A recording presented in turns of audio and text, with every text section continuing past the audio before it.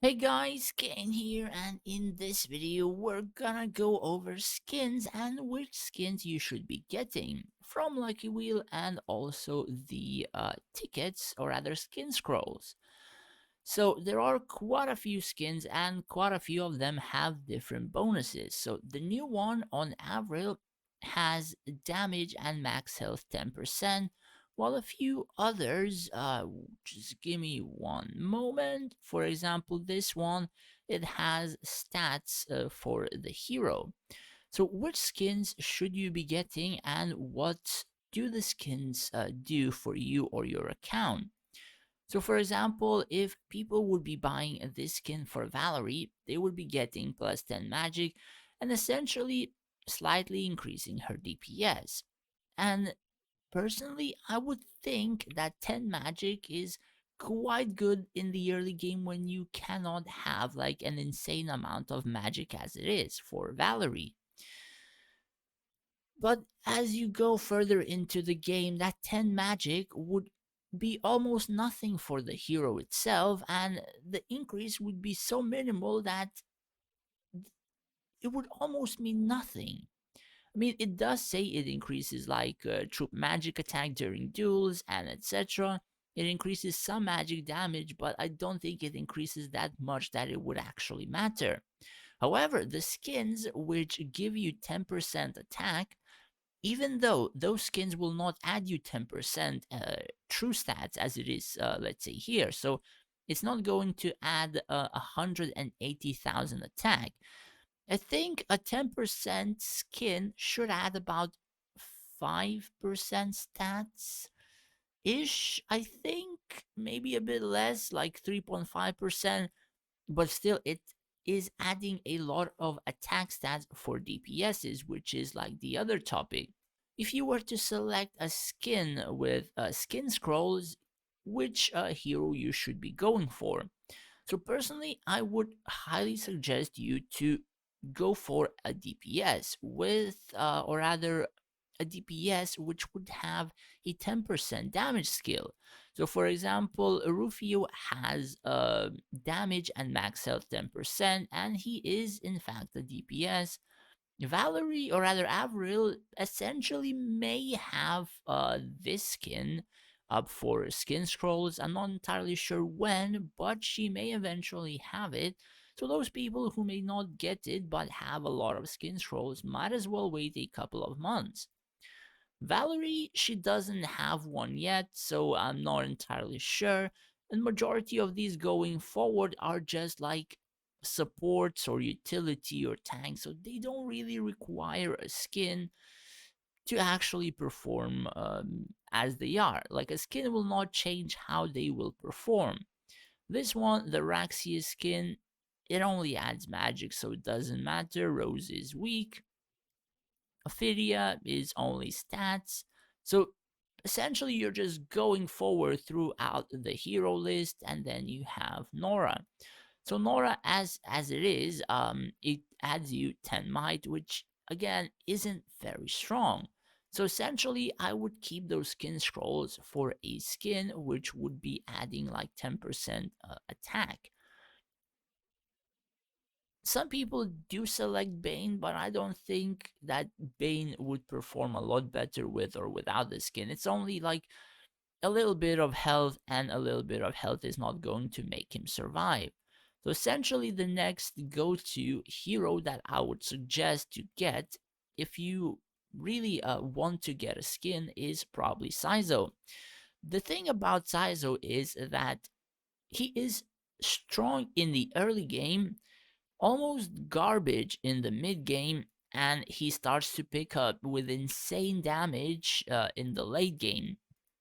Probably mainly due to research from all the replays that I am seeing and checking. So, for example, I've lost quite a few fights in here because I was playing events and I had to swap my archers to the blue ones. And the blue ones, they do fuck all for damage in almost any fight. So, as you can see, this, like, majority of these archers would be like 500 to 300,000 or stuff like that. Like these archers. But since I had to swap for events, I kind of went down on my dual tower points. So to check Saizo DPS from a couple of fights, let me just scroll down. So my Saizo does a lot less damage than actually a tanky Kitano. And let me just scroll down. Yeah, basically my Kitano is just full tank and I have like a full glad set on him. And he does more damage than Saizo with like 300 might or something like that. Here, I think he did survive for quite a while. And yeah, he did survive for quite a while into the fight, and he only did 45 million. So, as you can see in the mid game, he's probably one of the worst heroes that you may have. However, if we just check random like high core fights, I'm gonna find some 50 millions as well soon. Saizo 890, Saizo 2 million. On the higher fights, I've seen like 4 million or 3 million constant throughout a lot of PvPs. So let's scroll down.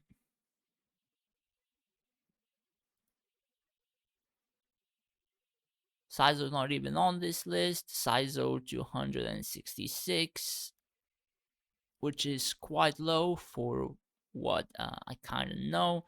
Saizo 1.1 million, and this guy doesn't have it. So essentially, I do believe that level 70 is almost a must have for the Saizo to start skyrocketing in power. Well, from the levels, you do get an insane amount of attack, and Saizo does kind of require an insane amount of attack, as you can see here 1.6 million. So, pretty much that is what I wanted to go over. If you are a small spender or a free to play, you have to select your skins properly because that bonuses or those bonuses do mean quite a lot for terms of PvP. So I would suggest personally, if you would buy a skin, to get Rufio or Avril or Valerie, but only those 10% attack stats. So currently, again, Valerie doesn't have it, Avril doesn't have it yet, but should have it in the next couple of months, I think. Rufio has one, and Saizo has one. Uh, Others, I don't believe that others have any. So at the moment, it would be like a choice of four of them. And yeah, that's pretty much it currently for the skins and the stat bonuses. So as the lucky wheels go, they're adding more and more skins with the 10% damage stats, which honestly is pretty good and in a sense can be pretty broken in the late game, I suppose. If a hero's gonna get a couple of those, that's a lot of friggin' attack bonus stats compared to those who may not have them. But again, this is based on luck and also based on whether or not you save for it. Now, before I finish the video, I just wanted to tell you that quite a few people don't know or don't actually notice, even when it says on the skill that this hero does this amount of burning damage and only magic increases the burning damage, that doesn't mean that this value doesn't add up.